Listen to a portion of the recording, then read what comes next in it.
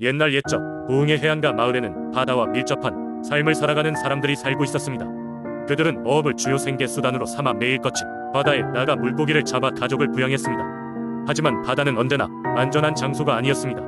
거센 파도와 폭풍우는 고깃잡 이배를 위협했고, 이로 인해 많은 사람들은 바다 의신에 대한 믿음을 가지게 되었습니다. 그 믿음은 곧 부흥의 바다에는 해신, 즉 바다의 신이 존재하며 그 신이 바다의 모든 일을 관장한다고 믿는 신앙으로 발전하게 되었습니다. 부흥의 한 마을에는 특별한 해신당이 있었습니다. 이는 파도가 마을 가까이 밀려오는 해안가 절벽 위에 세워진 작은 사당이었습니다. 이곳에서 마을 사람들은 매월 첫째 날이면 꼭 모여서 제사를 올렸습니다. 바다가 고요하고 풍어가 올 것을 기도하기 위한 것이었습니다. 해신당은 오랜 세월 동안 마을 공동체의 중심이었으며, 마을 사람들은 이곳에서 작은 축제를 열기도 하고 마을의 중요한 결정을 내리기도 했습니다. 이 사당과 관련된 가장 유명한 전설은 해신의 은혜로운 기적입니다. 어느 해 가을, 마을 앞바다는 전례 없는 불황에 빠졌습니다. 어떤 어부의 배도 어족을 만나지 못했고 마을의 창고는 텅 비기 시작했습니다. 절망에 빠진 마을 사람들은 해신당에 모여올 바른 길을 찾기 위해 기도했습니다. 마을의 가장 연장자인 노인은 부대의 방법을 사용하자고 제안했습니다. 즉, 특별한 헌제를 바치며 최대한 정성스러운 기도를 드리자는 것이었습니다. 온 마을이 그 제안을 따랐습니다. 바쁜 일손을 멈추고 가족과 함께 해신당에 모였습니다. 아이들은 천진난만하게 바다 의신에게 소원을 빌었고, 어른들은 마음 깊은 곳에서부터 간절히 기도했습니다. 그렇게 며칠 밤낮에 걸쳐 온 힘을 기울인 끝에 마지막 날 밤, 갑작스러운 조수의 변화와 함께 멀리 수평선 너머로부터 커다란 물고기 떼가 나타났습니다.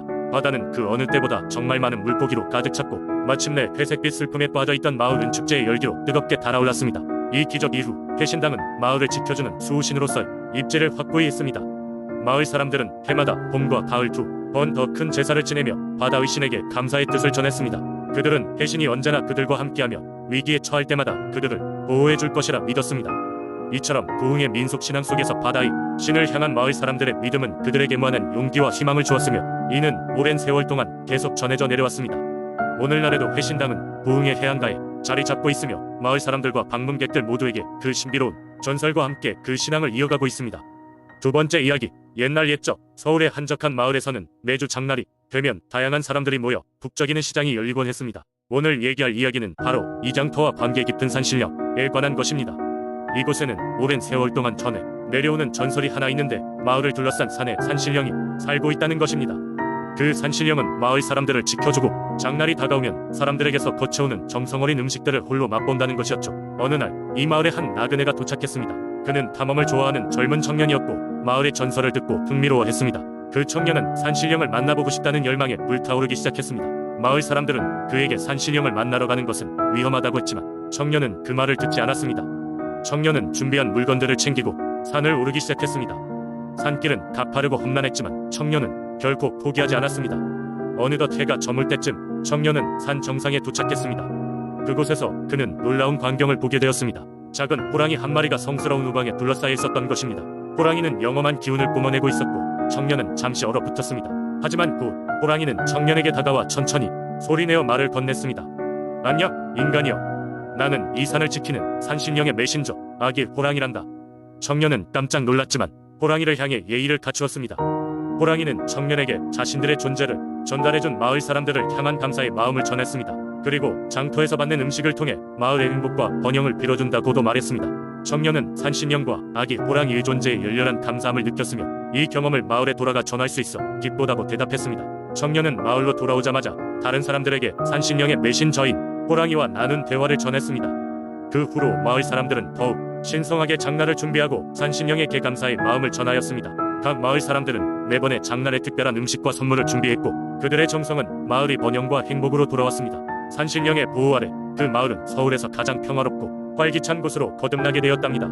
그리고 이 이야기는 서울의 민속신앙으로 오랜 세월 동안 전해지며 사람들에게 잊지 못할 교훈을 주고 있습니다. 세 번째 이야기, 옛날 옛적 인천의 바닷가에는 작은 어촌 마을이 있었습니다. 마을 사람들은 매일같이 바다에서 생계를 이어가는 어부들이었고 바다는 그들을 살게 해주는 동시에 때때로 무시무시한 힘으로 그들을 위협했습니다. 그렇기에 마을 사람들은 오래전부터 바다의 신, 즉 용왕에게 제사를 지내어 그의 기분을 살피고자 했습니다. 그러던 어느 해 마을에는 기이한 일이 벌어졌습니다. 어느 날 갑자기 바다의 물고기들이 사라지기 시작한 것입니다. 바다는 여전히 넘실거렸지만 어부들이 그물을 던져도 물고기는커녕 작은 개 한 마리조차 잡히지 않았습니다. 마을은 점차 가난해졌고 사람들의 얼굴에는 점점 절망의 그림자가 드리워졌습니다. 마을의 원로인 한 노인은 이 사태를 해결하기 위해 깊은 생각에 잠겼습니다. 그리고는 끝내 마을 회관에 모인 사람들에게 용왕에게 크게 제사를 드리고 바다의 안녕을 기원해야 한다고 말했습니다. 하지만 그 제사는 단순한 제물이 아닌 마을 모두가 진심을 담아야 한다고 했습니다. 각 가정이 귀한 물건을 고르고 서로 많이 가진 것을 내어 놓아야 한다는 조건이 붙었습니다. 제사의 날, 마을 사람들은 각자가 가장 소중히 여기는 것을 하나씩 가져왔습니다. 아무리 가난한 사람도 마음 깊이 간직하는 소중한 물품 하나를 내놓았습니다.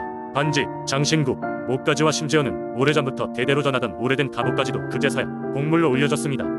마을 전체가 하나 되어 용왕에게 빌며 노래를 불렀고 제사는 밤이 깊도록 이어졌습니다. 그날 밤 제사가 끝나고 나서 바닷마을은 잠에 들었습니다. 그런데 다음날 아침 바다에는 놀라운 변화가 생겨났습니다. 잔잔했던 바다가 갑자기 황금빛으로 물들며 거대한 파도가 치더니 수많은 물고기로 가득 찼습니다. 모자이크처럼 바다를 덮은 색색의 물고기들은 모두 금방이라도 밖으로 튀어나올 듯 했습니다. 원로는 말했습니다. 이것이야말로 용왕의 은총이라네. 우리 모두의 진심 어린 소원이 그분께 닿은 게지. 그날 이후로 마을은 다시 번성하기 시작했습니다. 더 이상 물고기가 부족하지 않았고 아침이면 마을 사람들은 웃으며 힘차게 그물을 던졌습니다.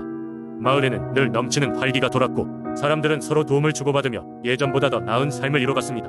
이 이야기는 오늘날까지도 인천 주변의 마을에서 전해지는 전설로 남아있습니다.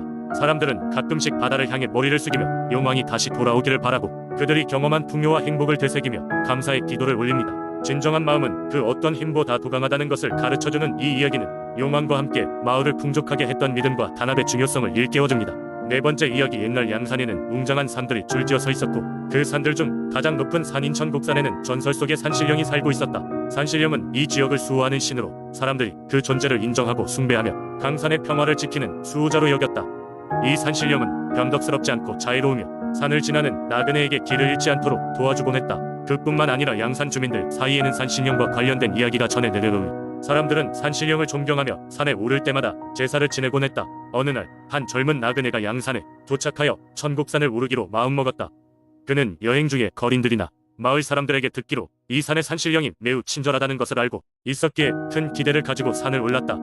하지만 산의 중턱쯤 올랐을 때 갑자기 길이 보이지 않기 시작하더니 짙은 안개가 그를 둘러싸기 시작했다. 순간 젊은 나그네는 당황했지만 곧 마음을 가라앉히고 산신령에게 정중히 기도를 올렸다. 산신령님, 저의 무례함을 용서해 주시고 길을 찾을 수 있도록 도와주십시오. 그의 목소리는 안개 속에서도 굳건하게 울려 퍼졌다. 그러자 놀랍게도 안개는 천천히 걷히기 시작했고 보이지 않던 길이 서서히 그의 앞에 나타났다. 감사함으로 가득 찬 마음으로 나그네는 산신령에게 감사 인사를 전하고 산 꼭대기에 도착할 수 있었다. 거기서 그는 산신령에게 마땅히 감사의 제사를 올렸다. 나중에 그는 양산 마을로 내려와 자신이 겪은 일을 이야기했고 사람들은 그의 이야기에 크게 감동받았다. 이 일로 인해 양산의 사람들은 산신령에 대한 믿음을 더욱 굳게 가지게 되었고 천곡산은 더욱 특별한 장소로 자리잡게 되었다. 그 후로도 사람들은 이곳을 찾을 때마다 감사의 마음으로 산신령에게 제사를 올리는 전통을 이어갔다. 이처럼 양산의 민속신앙 속 산신령 이야기는 사람들의 삶 속에 깊이 스며들어 있으며 산의 수호자 역할을 하는 산신령은 양산 주민들에게 변함없는 평화와 안정을 주는 존재로 여겨지게 되었다. 다섯 번째 이야기. 한반도의 중부에 위치한 아름다운 도시 춘천. 산과 호수가 어우러진 이곳은 자연의 아름다움 뿐만 아니라 오래도록 전해 내려오는 신비로운 민속 신앙 이야기로도 유명하다. 그러한 이야기 중 하나가 바로 맹문동 할머니에 관한 것이다. 옛날 춘천의 작은 마을에는 한 할머니가 살고 있었다. 사람들은 그녀를 맹문동 할머니라고 불렀다. 그녀는 마을 근처의 산에서 자라는 약초, 특히 맹문동이라는 약초를 잘 다루는 능력으로 유명했다.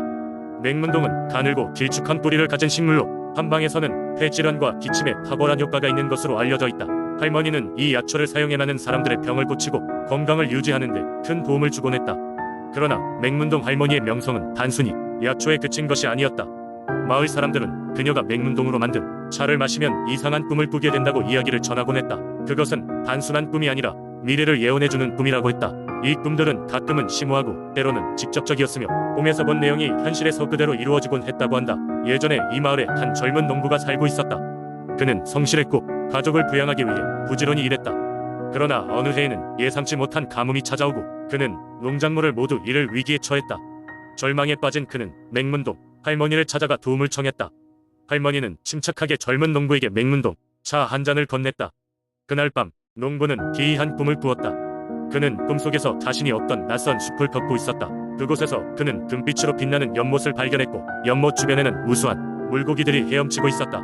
그리고 그 연못의 물을 떠마시는 순간 모든 농작물이 푸른 생명력을 되찾는 장면을 보았다. 꿈에서 깬 농부는 그 연못의 위치를 알 수 없었지만 꿈에서 받은 기운으로 새로운 희망을 얻었다. 며칠 후 그는 근처 산을 거닐던 중 꿈속에서 보았던 것과 같은 연못을 발견하게 되었다. 그 연못의 물로 농작물에 물을 주기 시작한 농부는 점점 그의 작물이 기적적으로 회복하여 풍성한 수확을 얻게 되었다. 이 사건 이후 마을 사람들은 맹문동 할머니에 대한 경외심을 품고 그녀의 지혜와 능력에 더욱 의지하게 되었다. 시간이 흘러 할머니는 세상을 떠났지만 그녀의 이야기는 춘천의 전설로 남아 사람들 사이에서 계속 전해졌다. 그리고 매년 가을이면 지역 주민들은 그녀를 기리기 위해 마을에 모여 맹문동으로 만든 차를 나누며 할머니의 지혜와 덕을 기억한다. 이처럼 춘천 일맹문동 할머니 이야기는 단순한 민속신앙 이야기가 아닌 자연과 인간 그리고 초자연적인 능력의 조화에 대한 깊은 이해를 보여주는 중요한 전승으로 오늘날까지도 사람들에게 많은 감동을 주고 있다.